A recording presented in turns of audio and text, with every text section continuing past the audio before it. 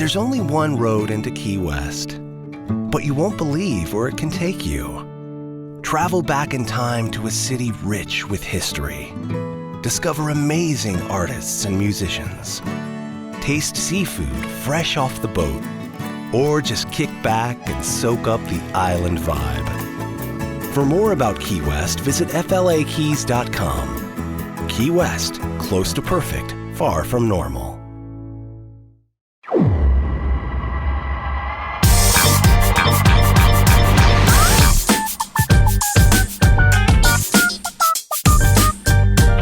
Well, at least 50 pounds heavier than the last episode of the Show Before the Show podcast, which came prior to Thanksgiving. The three of us welcome you into our final episode of November. We're hitting the last month of the calendar year 2023. I did not, in case you're wondering, mean collectively. I just meant that I gained 50 pounds last week at Thanksgiving.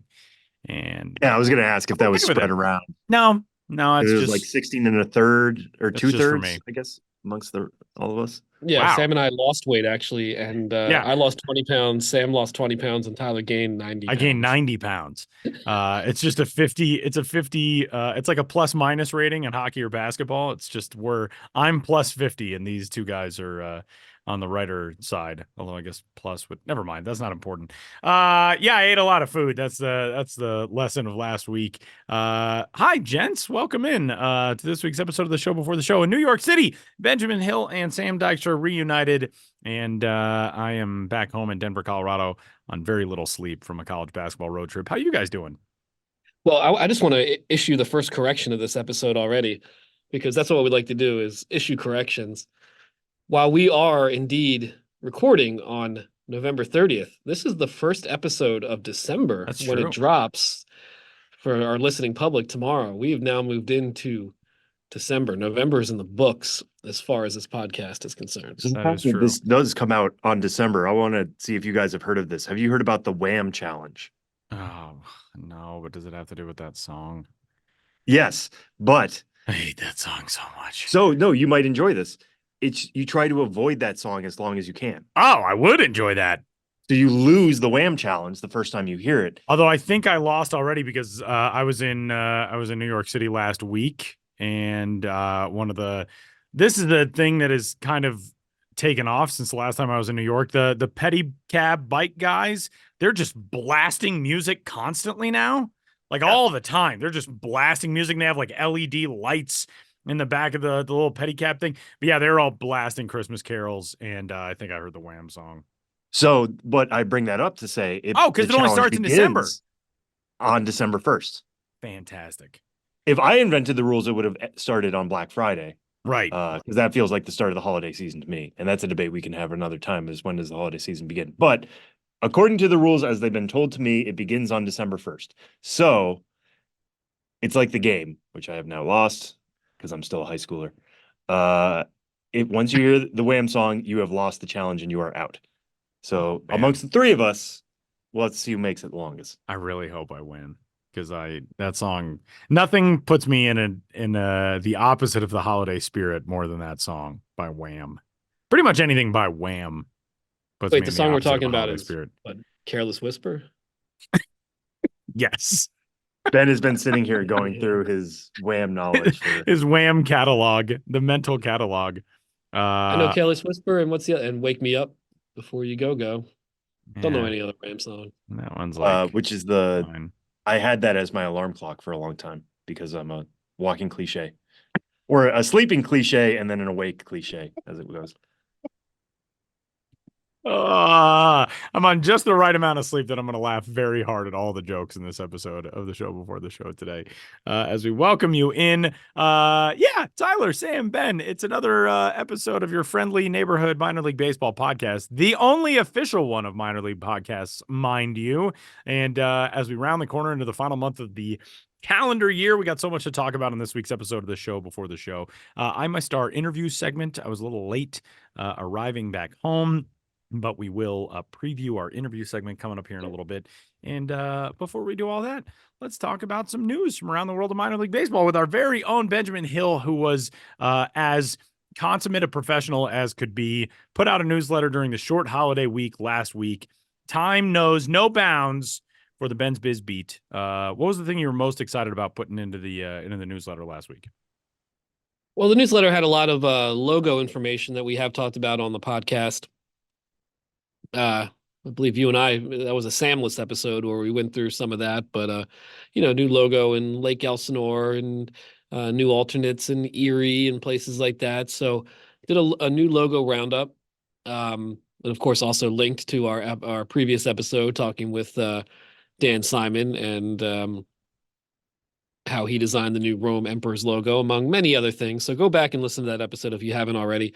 But in the episode, or in the newsletter, I also just used the space I had. I mean, technically I have infinite space. It's a newsletter. It could just go on forever. But within the word count I give myself, I had a little bit of a roundup of, minor league baseball news, and I think a few items are interesting to hit on here on the podcast as well. One, the way I phrased it on Twitter and in the newsletter, so I'll stay consistent, but good news for fans of old, awesome ballparks. This ballpark in particular, Jackie Robinson Ballpark, Daytona Beach, Florida, home of the Daytona Tortugas. I mean, that field has been essentially in the same location on Daytona Beach's City Island since 1914. It's the oldest ballpark in minor league baseball. Hosted Florida State League for the first time in 1920. Jackie Robinson spent spring training there in 1946, which is how it got its name. I believe in 1990 or so, it was renamed Jackie Robinson Ballpark because the games he spent in spring training with the Dodgers in 1946, I mean, he was technically with the Montreal Royals, their farm club that year. Those were his first games ever with the Dodgers organization, and therefore the first games in which he was integrating baseball. So tons of history in this ballpark, tons of classic charm. Obviously, with the standards in place now for minor league ballparks, you have to have some concern for a place like Daytona Beach and its ability to stay current, when you're going back over 100 years in one facility.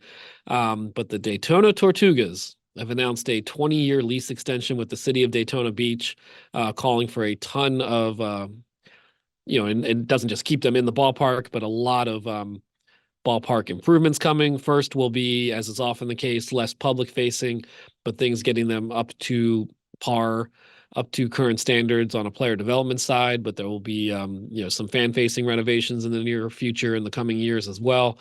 And I just think that's really great news because in all of minor league baseball, that's a very special place. And in the Florida State League, it's a special place because it's the only ballpark that was not built as a spring training facility first and foremost. So it just has a different kind of vibe, charm, history, intimacy, access.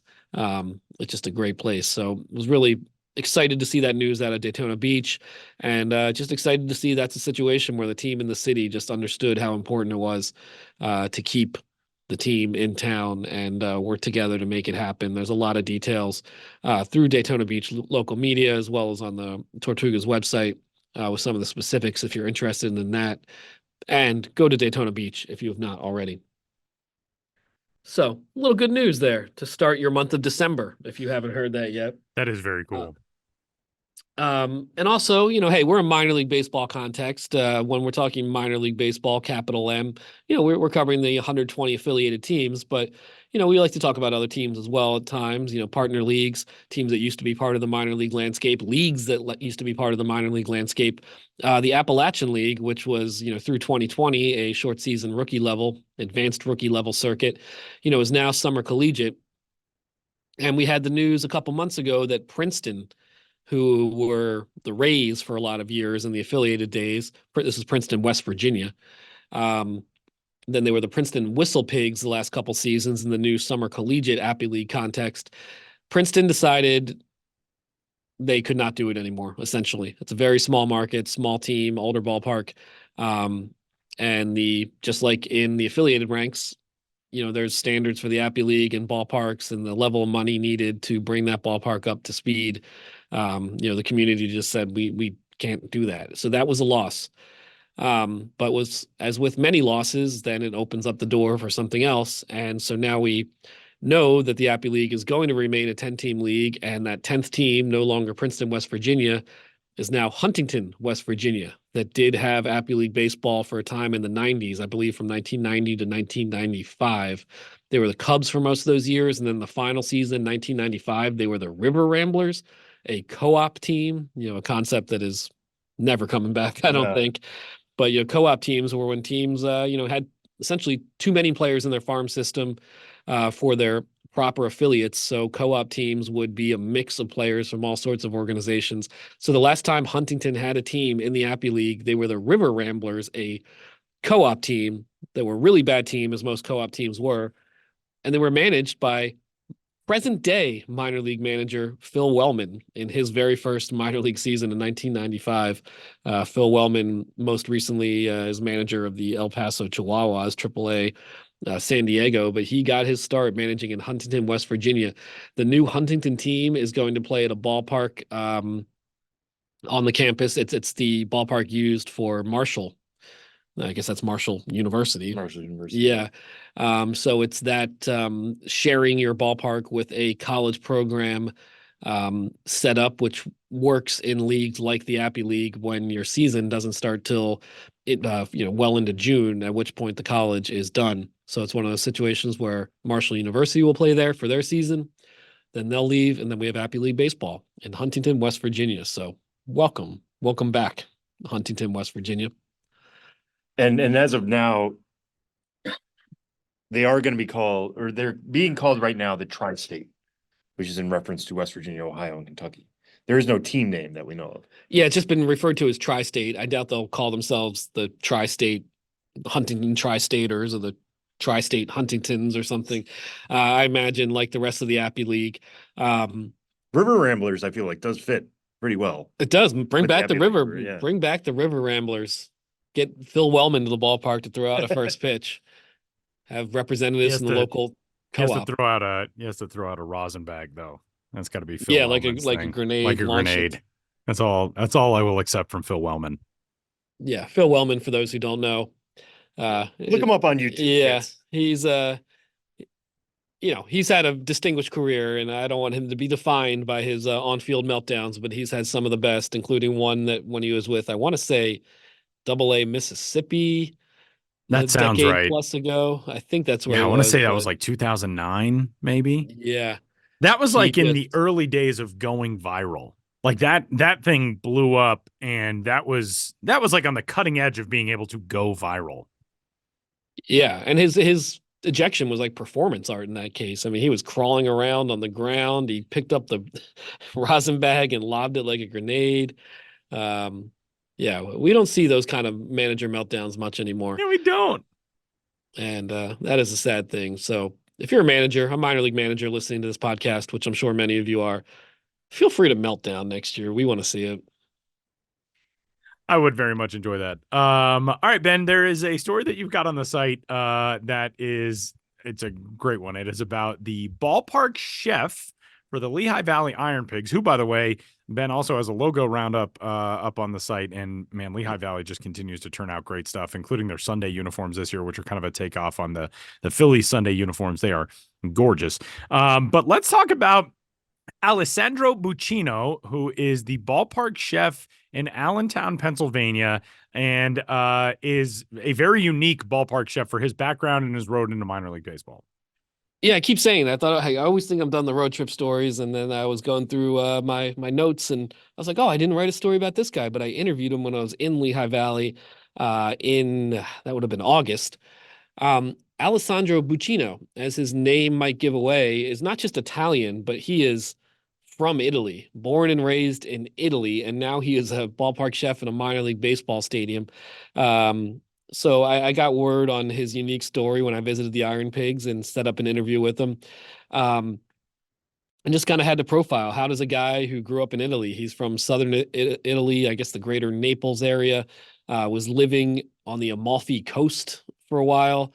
Of course, always loved food, being an Italian, not to stereotype, but he loved food and Italy's food culture, but he did not work in food service. And he's now well into adulthood, still living in Italy, seeing the beach from his balcony. But he met a woman, also an Italian, who was living in Italy, but her parents owned a pizzeria in the Poconos. the Pocono Mountains of Pennsylvania. And, he had fallen in love with his woman, now his wife, and they have some kids. And they went to Pennsylvania and worked at his first job upon moving from Italy to the United States to the Pocono Mountains was to work at this pizzeria. And, he said he started at the bottom, which is like a general helper at a Pocono's pizzeria. But that started his career in food service. And he had been working as a sous chef, looking for advancement when he got wind that the Iron Pigs in Allentown, Pennsylvania, Lehigh Valley, not too far from the Poconos, had an opening, and he knows nothing about baseball. In fact, on his Iron Pig staff bio game, it says like favorite baseball memory. It says like, I slept through my first game. Like, I think he went to like a Yankees game once and was like, this is boring. This isn't soccer, and just like slept through it. But he got hired as a chef because he'd been working in food service now for the better part of the last decade or so. And he's not like the food and beverage director in terms of like the sort of job responsibility being to create all these wild, food items that the Iron Pigs are really well known for, your bacon on a stick and your pork parfait and everything. He's the executive chef, which means that he's often doing group areas and, suites, group areas, large amounts of food for large numbers of people. And he's just completed his first job or his first season on the job in minor league baseball after a career or a life in Italy, and then in a pretty unpredictable food service career in the United States of America and specifically Pennsylvania. So pretty interesting background and the kind of story I like to shine a little light on whenever I get the chance. The best thing about the end of that story is you ask him how you would say Iron Pigs in Italian, and he said after a pause, quote, "It's better that we don't." Yeah, he just was like, yeah, let's just not go there. I don't know why. Maybe he just thought it sounded ridiculous, but I would have liked to hear a native Italian speaker say Iron Pigs in Italian, but that did not happen. And fellas, before we go, back to the topic of formerly affiliated leagues with new franchises, the Pioneer League, which used to be along with the Appy League, an advanced rookie circuit for many years, all the way through 2020, is now independent. And Pioneer League currently had 10 teams, and they've added an 11th, and there will be a 12th. And we don't know where that one will be yet, but we know it will be in the state of California. It'll be a sister team of sorts to a team that was recently announced in Oakland, California. So all the drama with the A's and moving to Las Vegas and blah, blah, blah. The Pioneer League sensed an opening, and the Oakland Ballers will begin play next year in the Pioneer League. So that'll be another interesting one. New team in Huntington in the Appy League, and a new team in Oakland, California, the Oakland Ballers, which, as Sam has pointed out, is the Oakland Bees. Yes. I mean, they can call themselves the Ballers in the same way that the Athletics call themselves the Athletics, but everybody's going to call them the Bees. Even in the press conference, they had a logo, I think, that referenced that they will be the Bees. So it's very clever. I'm excited for the people of Oakland to have a baseball team after, the major league team moves out. Hopefully they give full-throated support to the Bees in the way they have with the A's, those who have been super loyal to the A's. It's a sad situation for them. So getting a Pioneer League team, it's not the same as a major league team, but there is a team nearby. Yeah, and I can see that doing really well. I mean, we're not talking major league level, we're talking the independent Pioneer League, but I could see a fan base like Oakland's really rallying enthusiastically to a team that is their own. And I'd imagine right from the jump, there's going to be a strong fan culture for the Oakland Ballers. And another team coming in Northern California, the Pioneer League, to be announced later this offseason, which will bring the number of teams up in the league to 12.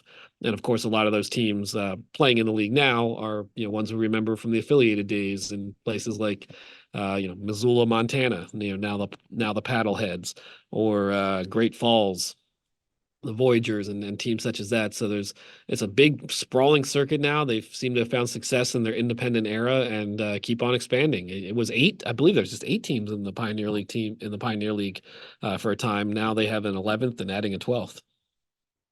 So congratulations to the Oakland Bees. Do we know where they're playing yet? I'm not sure, actually. That's a good question. I think they've announced the ballpark. They did not announce the ballpark in the press release.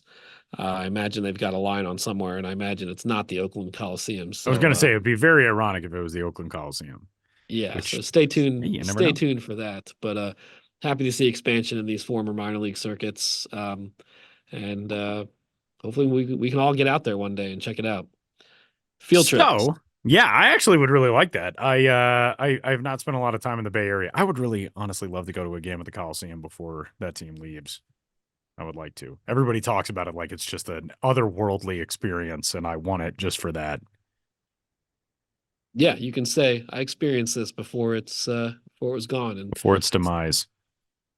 All right, fellas, before we go to the interview, I want to ask you a question from something that has popped up on Baseball Reddit today. It dates to a story written in The Guardian in 2014, in which the question was asked, how high can a human being throw a baseball?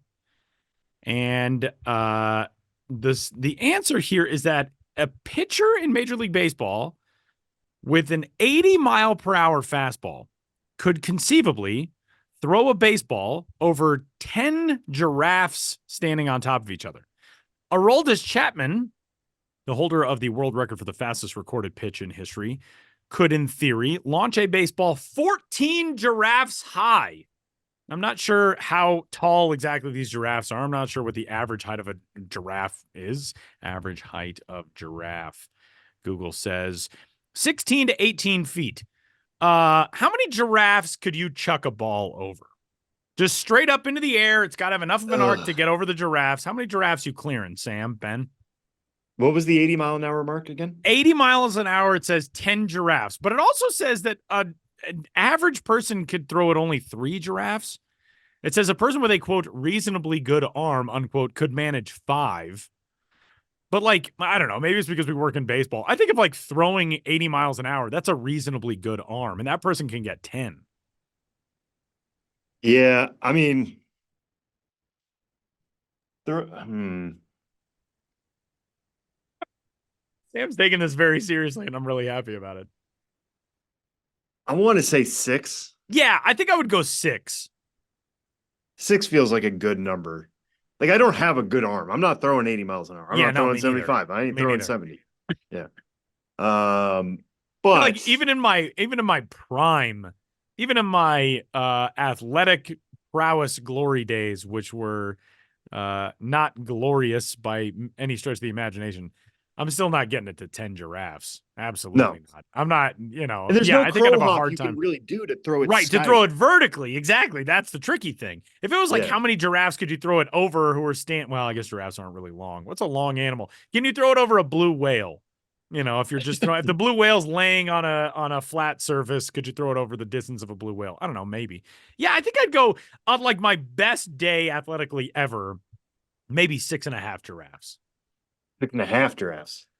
That poor 7th giraffe that gets the ball stuck in its stomach because you couldn't get. You just lop that part of the giraffe off. Yeah. Ben, how many giraffes you going?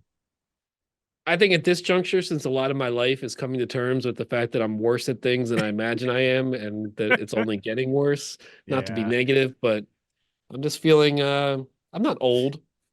I'm not going to start acting, doing like senior citizen cosplay or anything, but I'm into my 40s now, my mid 40s, and I just don't really have it anymore in a lot of ways.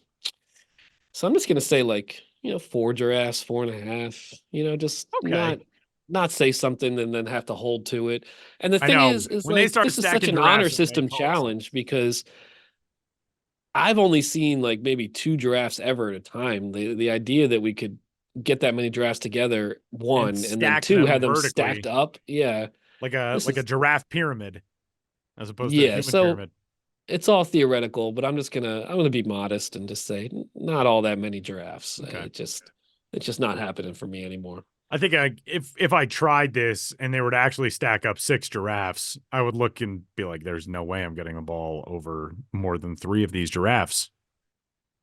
That would be my. I'd feel the same way. Tyler. All right, you guys. The interview segment this week is a fun one. I was not present for it, so I'm going to let you tee it up. Yeah, we got pictures from all throughout minor league baseball and asked them that question: how many giraffes could they throw a ball vertically past? That's what we call a tease in the business when I brought that question up. The answer will surprise you.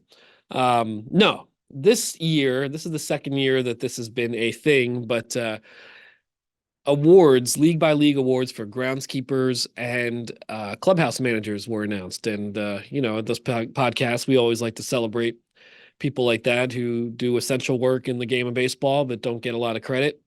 And we have talked to a clubhouse manager, the clubhouse manager for the AA Bowie Baysox, home clubhouse manager, Jon Weinberg.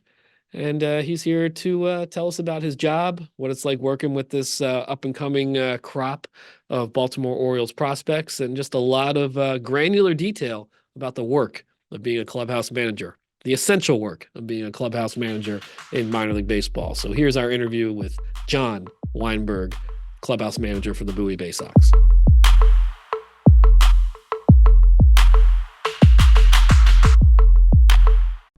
If you could put all the wonders of the world into one place, you'd end up with something very much like Key Largo. Key Largo is the gateway to the Keys and the launching point for the untamed Florida Everglades. In fact, from snorkeling our living coral reef to fly fishing the Everglades backcountry, Key Largo offers the best of both worlds. For more about Key Largo, visit flakeys.com/Key Largo.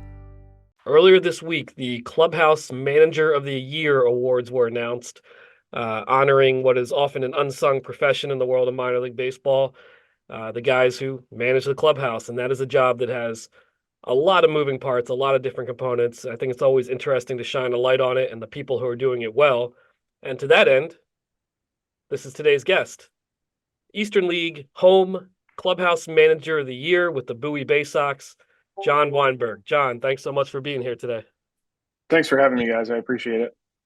Well, first of all, congrats on the award. I know you've been doing this job in some capacity or other, not necessarily with Bowie, but better part of a decade. What does it mean to be recognized like this by the industry, and have an actual award for the job you do? It's a great feeling. I mean, they just started doing the award, I think last year. Yeah. And to win it the second year, that's awesome. I'm really excited about it, and it goes to show that it doesn't, like, our job's not unnoticed by a lot of people. So that's awesome. Yeah, and I was doing a little research on you, i.e., Googling your name. I found your LinkedIn page. So you've been doing clubhouse managing for quite a long time. Saw you had a stint with the Clinton Lumber Kings, the Frederick Keys, the complex in Sarasota. This is your third season with Bowie that you just completed. This is a job that maybe like a lot of baseball jobs, but doesn't necessarily seem to have as natural path inwards to it, or, people might not know how you go about getting a job, in clubhouse management. So what is, your background and your career path that led you into this industry and this specific line of work? It's kind of funny. I was in high school and I was working on the grounds crew in Hagerstown, and I did that for a couple summers, and then went off to college, came back, and the home clubhouse guy who was there in 2010 saw me one night after a game and was like, "Hey, do you mind running the visiting side?" And I was like, "Well, what do I have to do?" And he kind of explained it to me, and then I was like, "Yeah, I'll give it a shot for a homestand." And then after that, I went back to school, just got my associate's degree, and then ended up going right back into the clubhouse right after that. Yeah, and so you are obviously working in Maryland now with the Bowie Baysox, but you talked about working for the Hagerstown grounds crew in Hagerstown, Maryland. Are you a Maryland guy? Is that where it all starts? I actually grew up in West Virginia, like probably about 15 minutes outside of Hagerstown. So I would go to Suns games and Keys games growing up all the time because it was pretty close. And then, but no, I'm from West Virginia. Gotcha. And before we get in the specifics of this past season and more specifically about the work you're doing now, for people who might not know, and I know there's not necessarily such a thing as a quote unquote typical day in the life of a clubhouse manager, but what is the team's at home starting a 6-game homestand, whatever the case might be. When you go to the ballpark, what is a job like on a game day in terms of the tasks you have to do and all the little things you have to complete to have everyone ready to play the game? I mean, I usually show up between 9:30, and then whatever I didn't finish up the night before, usually just some towels and reloading some snacks and some fridges and stuff like that. I end up getting all the towels folded, setting the field up, bringing the coolers out, bringing the ball caddy machine, stuff like that, making sure they have everything they need for BP. And that usually takes me from like 9:30 until noon, grab some lunch. And then once I have lunch, guys start showing up. Guys start showing up at around like 1:30. And then, just being available from 1 until 4 when I get the pregame food set up. And then, they're out hitting BP and doing in and out and stuff like that. So get the food set up, guys are rolling back in, get laundry rolling. You always get asked those random, hey, do I have this? Do I have that? And of course, if I don't, I'll run out and grab it or whatever. Then get that BP laundry rolling. And then after that, guys start getting ready for game, try to keep the vibes up in the clubhouse. And then game starts and I'm back to work for 4 or 5 innings. And then I finally get a chance to sit down and watch a little bit of the game. And then by the time the 7th inning rolls around, I'm getting the post game food, get that set up, get to watch maybe like the last inning. And then it's go time, like laundry, cleats, everything I got to do at the end of the night to make sure guys are ready for the next day. Yeah, and thank you for taking everybody through that, because anybody who's been in a clubhouse, we've been in it as reporters. We're seeing you guys buzzing around, doing a million things at once, but I don't think a lot of fans listening know exactly just how integral you guys are to the sport. Take me through. Ben said this is your 3rd season in Bowie being a AA club. AA, when we talk to players, they say this is where you start to feel it. This is where you start to feel close to the show. What is the buzz like in a AA clubhouse? I mean, so obviously the last 3 years we've had, a ton of talent. So especially in AA. So, I mean, the vibes are always high and guys are excited to play. And, you'll get those guys that go through slumps and you're just trying to make sure that, they're still comfortable. Cause like, that's part of baseball. You're going to go through that. And if you can kind of help these guys navigate, like not with any like actual information, but just making sure they're comfortable and ready and have everything they need. I mean, that goes a long way too. Yeah, and is that more of an individualized approach? Like, how much are you trying to get to know these guys per person, or are you trying to follow kind of an organizational philosophy that comes from the O's? I mean, honestly, I've just like my personality is my personality, and when you work with guys, every day for 9 months, you get to know them pretty personally. So it's one of the things I enjoy about the job, and I like to think that the guys can confide in me and just kind of let their hair down a little bit. Yeah, for sure. And I'm not going to try to get you to tell any stories out of school or tattle on anybody. But as you've gotten to know, feel free. Feel free if you want to. That's you volunteering, not me. But as you've gotten to know these guys, and Orioles fans are getting to know some of them very quickly, Gunnar Henderson, Adley Rutschman, 2 stars of the sport now, just not in Baltimore, or not just in Baltimore. As you've gotten to know these guys, who are some guys who you think from a personality standpoint, Baltimore fans should really get excited about? I mean, from a personality standpoint, everyone. I mean, all of those guys are great. Adley, Gunnar, Grayson, DL, Batista, Dean, Brad, like those guys, Ballman, I feel bad just naming guys, but like everyone's awesome. It's incredible to see like I'm trying to think of the right word for this, but just the team chemistry at every level with these guys. I mean, you don't see it very often. No, not at all. I know some Orioles prospects I've talked to have said the same thing. I mean, these guys have come up together, and kind of in your 3 years, I'm sure you've seen some changes. I mean, 3 years ago, we weren't talking about the Orioles as a playoff team. We are now. Do you see a trickle down effect with that? When you see guys like Adley and Gunnar make the major leagues, is there a different vibe in that clubhouse knowing like, hey, we're not just the future, like we're trying to help a legit club now? Yeah, I mean, it's real now. Like the org's done something really special, and I mean, the win factor. Like the minor leagues is about developing players for the big leagues, but like the culture that they've built is like, hey, we can do both. We can win games, and we can develop players, which they've done a great job at doing both. Mm-hmm. Yeah, and talking about the fun guys who have come through that team this year specifically, Jackson Holiday and Samuel Basayo, those guys came up as teenagers. Yeah. Double A, you're getting 26, 27-year-olds in that clubhouse, even some 30-year-olds occasionally. All of a sudden, you're dealing with teenagers who have, like, I'm sure wide-eyed and bushy-tailed, but like, how do you deal with guys that young who are so wide-eyed and trying to take it all in and might have different requests, or do you have to handle those guys any differently?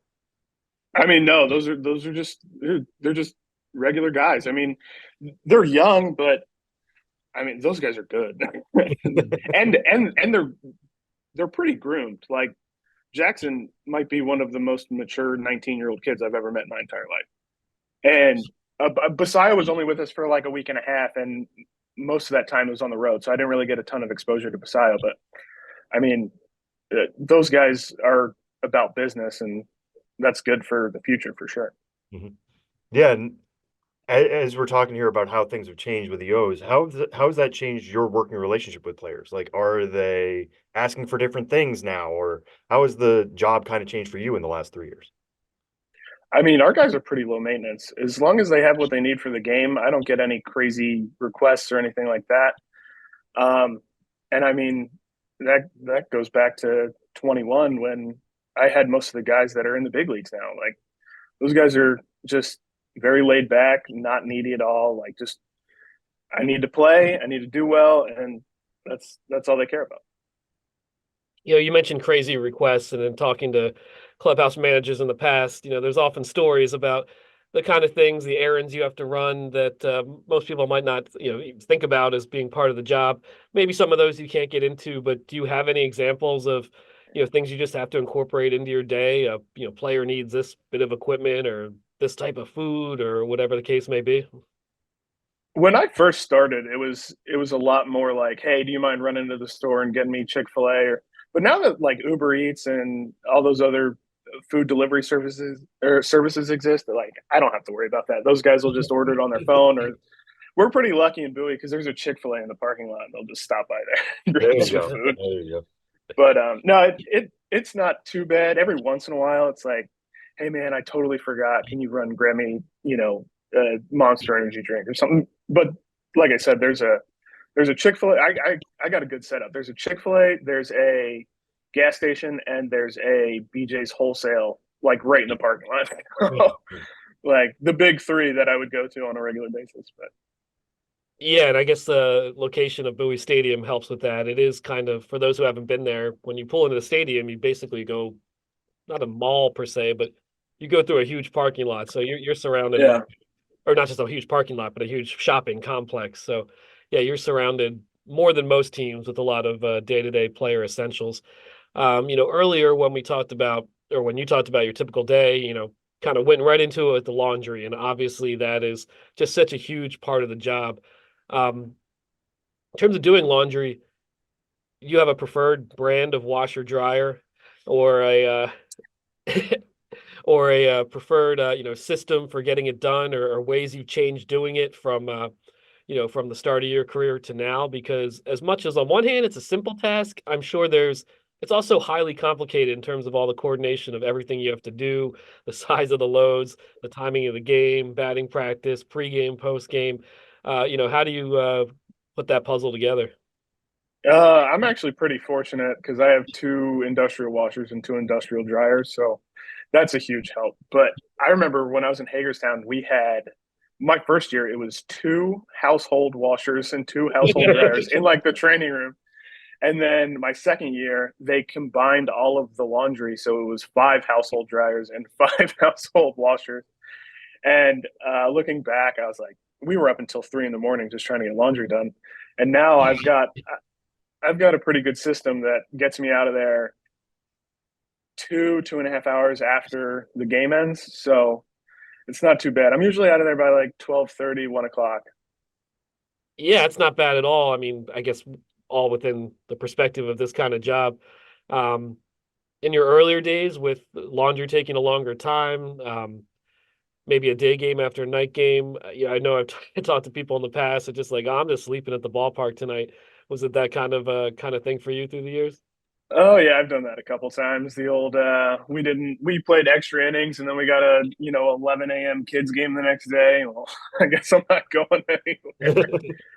But no, that's kind of fizzled out now that I've got a good system, and there's some of the kids in Bowie help me out every night, and that's always nice. There you go. Yeah, and looking back on this year, since we are in the off season, you've had a few months to reflect, and obviously it was an award-winning season. What was the highlight for you this year? Oh man, like I don't spend too much time looking at like that kind of stuff, and I actually stole this from our AAA clubhouse manager, but every win, I'll turn all the lights off in the clubhouse and we'll get party lights going and music blasting. And that's my favorite because the days you win, you get to experience that. And the days you lose, it's, a little more somber and you don't get the full experience of Club Dub Junior. But when we win, it's fun. That's what I like the most. Yeah, who got the aux cable the most in that clubhouse? Ooh, probably Connor Lopridge. Was he instructed to, or did he seize it? How does that work? He was. I mean, he was probably one of the more vocal guys. So like, he just was like, "Hey, where's the iPad?" And he'd fire up some music, and I'd talk to him about what song we want to play when we win, and like get a playlist going. So it was nice. Yeah, there you go. What was the theme song of the 2023 Baysox? I mean, our win song was "No Hands" by Waka Flocka, so that was pretty good. At first, the first half of the season was actually Motley Crue, and we didn't have a great first half, so we switched it and changed the vibes up and switched it to Waka Flocka, and we won some more games, and it was fun. Get those speakers going, get the lights going. I think we might have to, the other teams might have to start looking at that more Waka Flocka in the clubhouse is moving forward. Yeah, or at least less Motley Crue. Less Motley Crue. We had a little Creed going, and that I have a love-hate relationship with them right now. Are you saying you guys beat the Rangers to Creed? Is that what you're saying? No, I'm saying me and a handful of my friends may have been starting listening to Creed like a year and a half ago and then just never stopped. I know that game. So as you look forward to 2024, what do you think are the lessons you're going to take from this year and kind of put them in, non-Motley Crue aside? But what lessons are you going to kind of implement for next year? I just really enjoyed doing this. So every time I change a clubhouse or start in a new place, I kind of have to readjust how I do things. And going into my 4th season, I think I have a pretty good system, but I always, tinker with stuff. But just being back in the clubhouse with the guys that's all I need. And, that and making sure the guys are happy is really all I care about when it comes to work.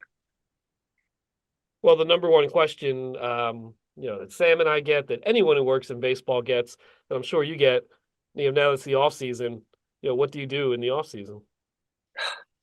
Actually, I just got off a cruise with my wife and our AAA clubhouse guy. He lives with me in the off season because he doesn't want to go back to Northwest Ohio. So, and he won last year. He won International League Clubhouse Manager of the Year last year. But we would just hang out. We went on that cruise, and then we have 3 dogs at the house, so my wife and I just relax. And she's a nurse, so she's still working, but like I'll go into the complex a little bit because I live down in Sarasota, and we'll just hang out with the dogs. And this time of year, we're watching Christmas movies, and just being at home is nice. So I enjoy it when I'm here. Now, do you handle the laundry at home? I do, and I'm glad I do because I like to just get it done.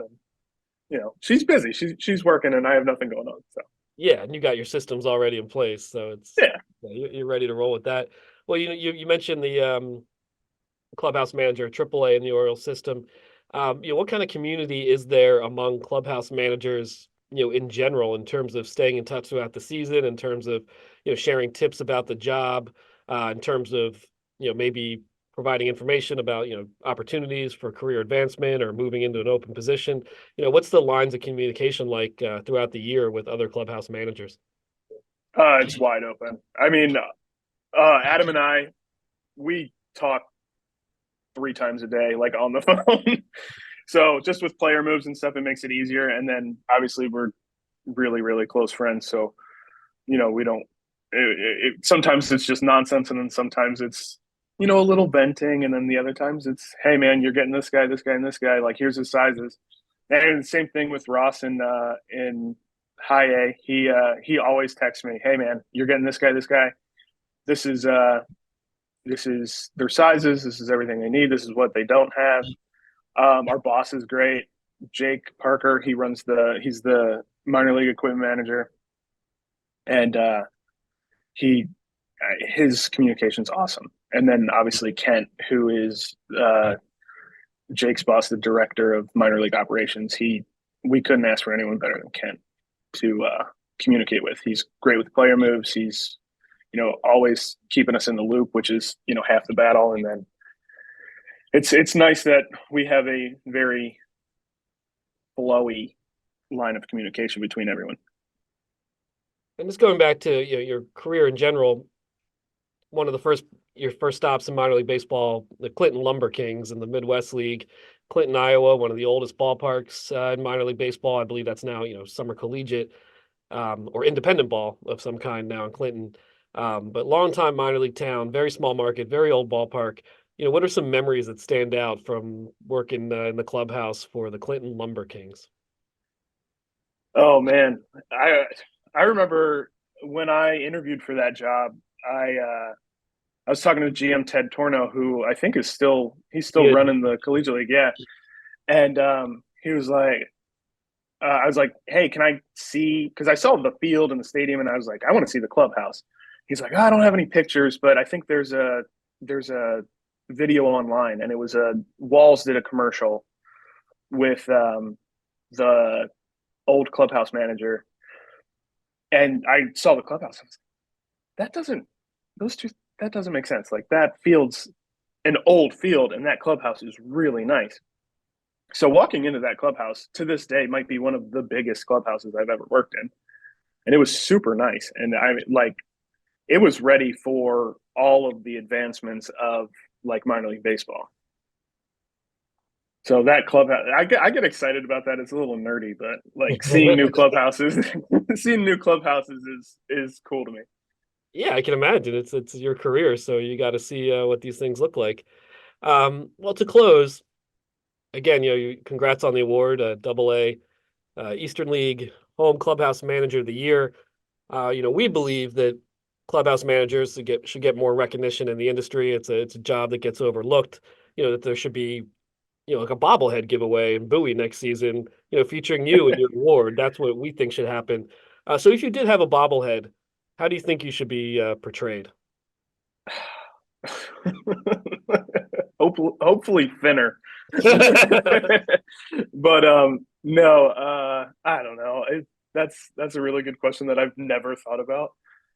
I don't know. Just I usually, like, before the guys get there, I'm in like a t-shirt, pair of shorts, and Birkenstock. So maybe that, just super down to earth. Just if you ain't Birkin, you ain't working.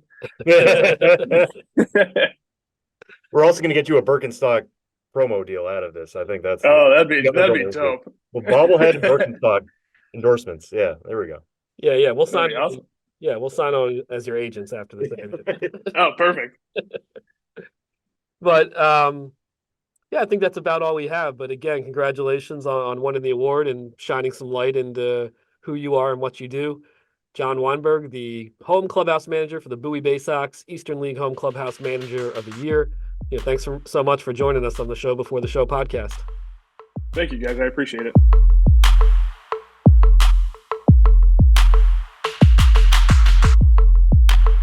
I'm Snoop Dogg, and I'm giving up smoke. I know what you're thinking. Snoop, smoke is kind of your whole thing. But I'm done with it. I'm done with the coughing and my clothes smelling all funky. I'm going smokeless. Solo stove, fix 5. They took out the smoke. Now you can have a nice blaze without any clouds ruining your day. Go smokeless. Go to solostove.com. Tell them Big Snoop Dogg sent you.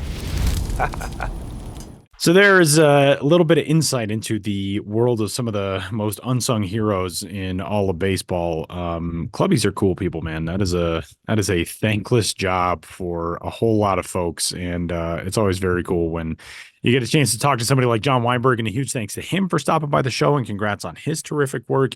And Sam and I are going to get a chance to talk, I guess you can't really call it on-field stuff, but it's related to on-field stuff as the winter meetings approach. Before we get into winter meetings conversation, though, there is some news about a guy who we have loved as a prospect for what feels like a long time, and yet I'm not even sure if he's allowed to vote yet. Jackson Chourio, who is reportedly, and of course, the way this podcast goes, by the time this comes out, the now 19-year-old Venezuelan prospect will almost certainly have signed this deal. But there is news that Jackson Chourio will become a prospect with the richest contract ever given to a player who has yet to reach the major leagues. The Milwaukee Brewers and Jackson Chourio are closing in on a deal that is expected to be for 8 years and nearly $80 million. It'll include reportedly 2 team options, according to John Heyman. Sam, this is obviously very exciting news for Brewers fans. Give us your thoughts on this Jackson Chourio deal as the guy who has been the Jackson Chourio drum beater for many, many years. Yeah, I mean, this is fascinating on many levels. If Jackson Chourio is going to sign a deal, it would have to be record-breaking in some way. And some of the, the money figures that we're hearing bandied about are between $80 and $90 million to get this deal done. So on one hand, you can see why he would take that, right? Like they're getting that much money guaranteed when you were coming off your age 19 season is a big deal. It would also, I'm not going to say it's going to guarantee his spot on the opening day roster for the Milwaukee Brewers, but it solidifies it at the very least. The Brewers, actually, one of their strengths is in the outfield. I mean, obviously they have Christian Yelich there, who is a veteran for that team now, has had some up and down seasons. They just called up last year Sal Frelick, Joey Weimer, who got sent down at one point, but Sal Frelick had a pretty solid season there. Garrett Mitchell has battled some injuries, but he's super fast, can play a really good center field as well. The Brewers have center field options. But now Chourio has the highest ceiling of anybody. And I've long said, like, if Jackson Chourio looks ready, he's a player you make room for. And now they're not just making room for, they are making room in their budget for Jackson Chourio. So it seems like you said, Tyler, there's a decent chance that deal is going to be sewed up and signed by the time this podcast is live. It's just a fascinating deal on multiple sides. I can see why he would take it. It's a lot of money to take, guaranteed, like I said. But the fact that he's giving up a few free agent years and those club options are in there as well. Jackson Chourio potentially is going to be in Milwaukee for a long time, and that's great for Milwaukee. But he did give up something here. If we got to a point where, who didn't sign an extension when he was a young player and was very, very good as a teenager was Juan Soto. And Juan Soto is heading into a free agent year next year. He's a name that's going to come up a lot in this next week at the winter meetings and potentially beyond if a deal doesn't happen, or maybe the Padres don't even decide to trade him. But Juan Soto is setting himself up for a major payday. It worked out. It doesn't always work out. There have been other guys who have signed deals like Evan White, Scott Kingery. Those are the 2 biggest and I would say John Singleton too. Those guys signed big deals before they were really major leaguers, and they didn't meet the expectations of the contracts. But those guys are not Jackson Chourio. I can say that pretty confidently. Chourio's deal is going to be breaking Luis Roberts' deal for the largest signed by a player before they reach the major leagues. Robert, I think he certainly met what the contract could be. I don't know if he's necessarily met his ceiling over the years, but he is a very, very good player. And Chourio is right there alongside him. You know, I had some people a few years ago throwing Ronald Acuna Jr. Type comps on Jackson Chourio. We'll see how it's going to work. It's all going to come down to the bat, because he is a pretty good hitter. He hits the ball really hard. He hits it really well to all fields. I guess I should say why he's such an exciting player. He's a 70 grade runner. He has at least plus power as well. He was a 2040 guy last year, and he was one of 5 2040 guys who are also teenagers in the minor leagues since 1958. It was him, Ronald Acuna Jr., who I mentioned in 2017, Alex Escobar, 1998, Andruw Jones in 1995. That's another big comp, and Jose Cardenal for the Giants in 1961. So he's in really, you know, I won't say unprecedented territory, but it's nearly unprecedented territory. So it's a fascinating deal on all sides. He wouldn't sign it, I don't think, if he wasn't happy to stick around Milwaukee. And, you know, he will be a big piece of their not only future, but present once that deal is signed. All right, Sam, you noted the winter meetings are on the docket. So much coming up at the winter meetings this year is going to be really interesting. Winter meetings session, obviously, so many huge name free agents out there. Shohei Ohtani, the biggest among them. But what else is coming up as far as it pertains to prospect stuff? The draft lottery, a huge piece of the puzzle. The Rule 5 draft is ahead as well. So much coming up over the next week. Yeah, on Tuesday will be the draft lottery, which I think last year was very successful. It generated interest in the draft, you know, at this point in the calendar. Normally, like draft 100 lists are coming out, and I know Jim and Jonathan on the MLB Pipeline side are working super hard on those right now, but it's so far away. Well, now not everything's set yet. We don't know what the draft order is necessarily going to be at the top of the first round. We're going to find out that super soon. So next Tuesday is when the draft lottery will be held. Just to go through real quick, who has the best odds? The A's, the Royals, and the Rockies each have an 18.3% chance at getting the number 1 overall pick. The White Sox are 4th on that list at 14.7%. The Cardinals at 8.3%. Angels at 6.1%. The Mets at 4.3%. The Pirates at 3.0%. And then everybody else who didn't make the playoffs is 2.0% or less. The only team that cannot get a lottery pick who would be eligible otherwise are the Nationals. That's because of they're a team that puts money into revenue sharing. They are not a team that takes it out of revenue sharing. There's some rules involved that they can't get a lottery pick multiple years in a row. Therefore, they will not be getting the number 1 overall pick this year. But hey, they got Dylan Cruz last year. That's a pretty good pick that they can sit on for at least a little while longer. We'll see how quickly he's going to make the major leagues himself. So that'll be fascinating on Tuesday. On Wednesday is the Rule 5 draft, which is always fun to cover because the point of that is to get major league opportunities to guys who are Rule 5 eligible, but were left off their 40-man rosters for their parent clubs now. So we'll see how it goes. Last year was kind of successful in terms of what the Rule 5 draft was. There weren't really stars, but there were a good amount of guys who stuck around, guys like Ryan Noda in Oakland, Mason Englert in Detroit, Thaddeus Ward with the Washington Nationals. We're seeing a little bit more success rate of late.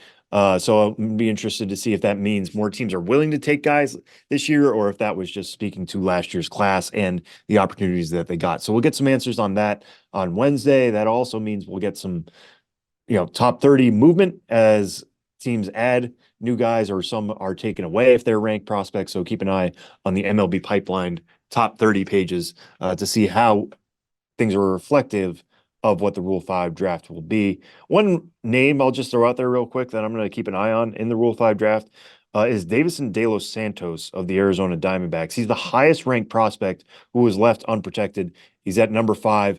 He had a really difficult year last year, at least in the first half in the D-back system. They've been pushing him pretty aggressively throughout his career with the D-backs. He turned 20 on June 21st last year, spent the year at Double-A Amarillo, really struggled. They actually sent him back to the complex to work on his swing, and the results really took off in the second half. Mind you, he was also super aggressive. I think his walk rate was like at or below 3%. So he was swinging at everything, but he was making better contact. He has plus power. If I'm a team that, isn't really going to contend next year, but wants to build up its farm system, I'd consider him. I'm not saying he's going to stick, but get a closer look. Just, draft him as a player, see how he looks in spring training, because the ceiling is pretty high on the guy. You're going to have to protect him. He's probably going to be a first baseman in the major leagues. But again, it's at least plus raw power. He hit some absolute blasts in Amarillo, and that could translate if he gets in front of the right hitting coaches. So that's one name I'm going to be keeping an eye out for. We wrote a recent piece, Jonathan Mayo, Jim Callis, and I, about each team's most interesting Rule 5 available picks. So check that out on MLB Pipeline. It's a great way to get ready for Wednesday's Rule 5 draft. And then, of course, I don't think we've seen like the major blockbusters in the winter meetings the last few years, but there's always the potential that could happen. I mean, all the GMs are going to be in one spot. A lot of league officials are going to be in one place. It's never going to be easier to negotiate these deals. So you're hearing a lot of smoke about Dylan Cease, on the trade market.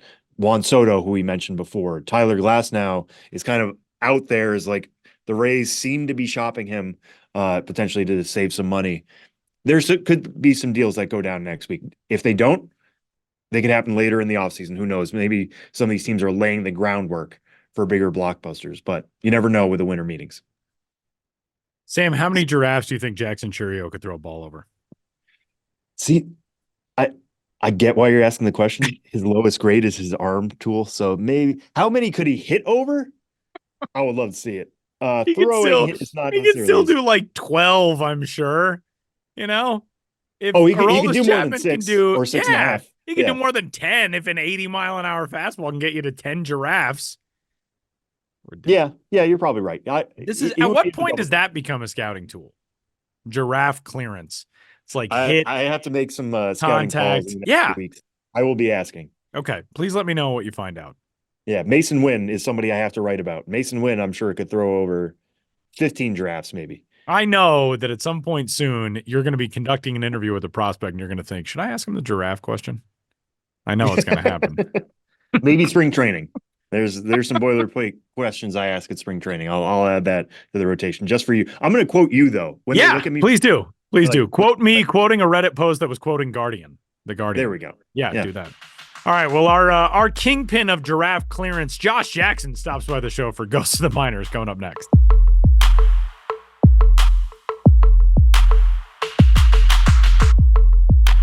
At Adelphi University, New York, ranked a U.S. News and World Report Best College, transfer students can expect extraordinary. More generous financial aid and scholarships, easier transfer, smoother transition with their credit transfer policy, smaller classes, and a more personalized approach. More paid internships, higher graduating salaries, more program options, 70 to choose from, and award-winning career services. Adelphi University, where transfer students find extraordinary success. Learn more at adelphi.edu/transfer.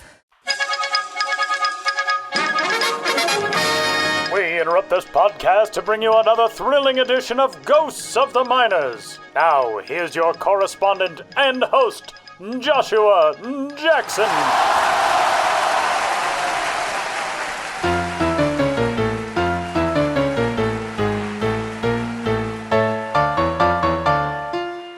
Welcome back to Ghosts of the Minors, in which all of you out there in Radioland must identify the legitimate historical ball club or player hiding amidst the fraudulent pair. One once played the old ball game in 2 countries.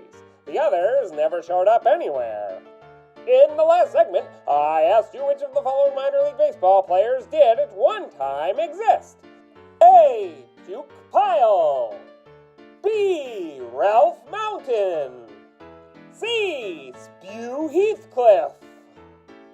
You've achieved great heights without any signs of altitude sickness if you picked B. Ralph Mountain, who climbed the hill of pro baseball accomplishments across multiple minor leagues in the late 1930s. It looked as though Ralph would play for a cavalcade of teams as a youngster, Not a single scout retched at the sight of Ralph on the field, and he attracted the attention of the Pacific Coast League's Los Angeles Angels as a high school catcher in the Houghton Park neighborhood of Long Beach. Assigned to the Serif's Ponca City affiliate in the Class C Western Association for 1935, the young backstop was released in July. He thereby fell off the roster before those Ponca City Angels winged their way to a circuit title that fall. But Mountain began his climb in the 36th season back in the Western Association with the Hutchinson Larks, only to be released early on and picked up in the same circuit by the Pirates-affiliated Bartsville Bucks. There, he made headlines for occasionally forming a unique battery with right-hander Sidney Feltz. They were described in the press as a baseball oddity, on account of both of them requiring glasses. But even with corrected vision, Mountain couldn't see his way clear to sticking around with Bartsville. Of course, Ralph was trying to get thrown up in the organizational ladder, but instead, Pittsburgh sent him to the Jeanette Little Pirates in the Class D Pennsylvania Association in June. In short, the first year in pro ball was a winding road for Mountain, and he didn't get into all that many games across stints with 3 teams. He spent 37 and 38 with the Vancouver Maple Leafs in the Western International League, and Mountain might have reached his peak with those Leafs in 38 when he made the circuit's all-star team. That elevated performance had Mountain poised to climb new heights, but unfortunately, he hit a plateau. The Vancouver rival Tacoma Tigers purchased his contract 10 days before the calendar flipped to 1939. It'd be a bottom-dwelling view to say things were all downhill from there for Mountain, but Ralph was sickened by his new contract offer from Tacoma, and he was a holdout until April 12. And even after he got the ball rolling, he didn't play quite as well as he had the previous year. Mountain was apparently rostered with the Meridian Bears of the Southeastern League at some point in 1940, but evidence he played is scant, and by that fall, per his draft card, he was working at a brewery in San Francisco and living in the building that's now the Hotel Union. Within a couple years, he was playing for the Army's team at California's Fort Roberts. It's difficult to say with absolute certainty that our Ralph was the same Ralph W. Mountain who was killed in action in the Philippines in 1945, but it seems likely. Either way, it's clear he gave his youth to baseball and to the military during the Second World War. And that's how Mountain set a lofty standard. Now, on to the question for next time. Which of these teams played squeaky clean ball in the minors of yesteryear? A. The Ventura Scrubbers. B. The Naples Napkin Makers. C. The Troy Washerwomen. Want to know the answer? Get into hot water. Or tune in for the next Ghost of the Miners. But for now, you'll have to excuse me. My producer Ben Hill is doing some holiday shopping, and I've got to sneak his credit card back into his pocket.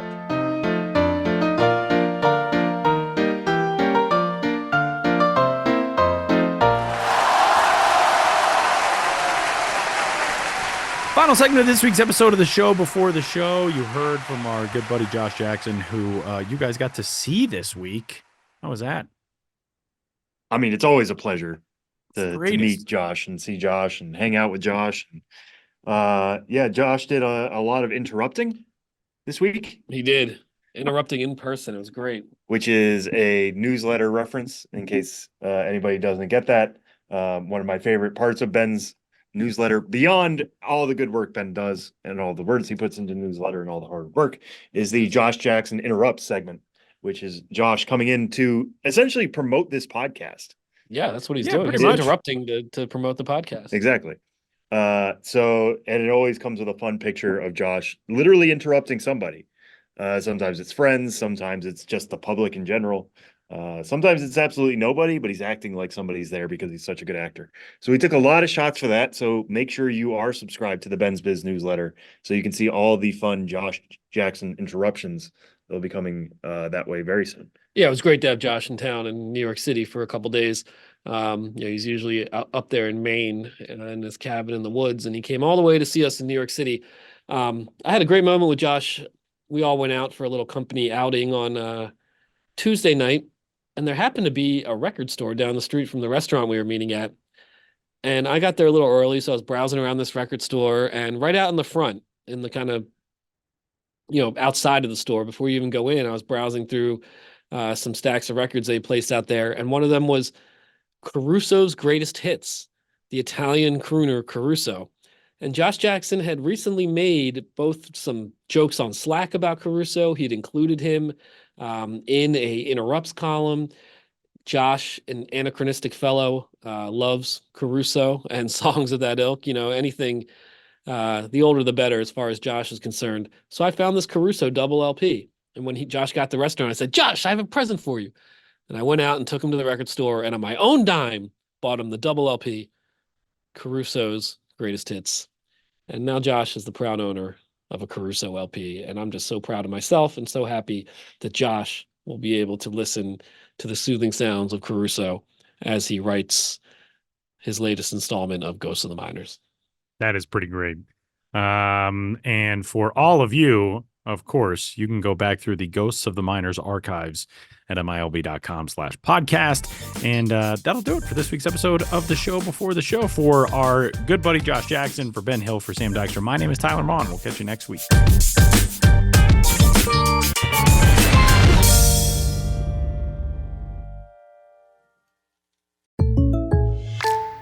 Welcome to What If, the show where I, Jake from State Farm, answer your insurance what ifs. Today's caller is Gio. What's up? Hey, Jake, what if I'm shopping for a new policy, but there are so many options that I freeze up and just can't choose? It's okay. An agent can help you choose the right coverage. At State Farm, we're there for your what ifs. Oh, now what if I need help deciding on dinner? Tacos. Good idea. Like a good neighbor, State Farm is there. Call or go to statefarm.com for a quote today. .com for a quote today. .com for a quote today. .com for a quote today. .com for a quote today. .com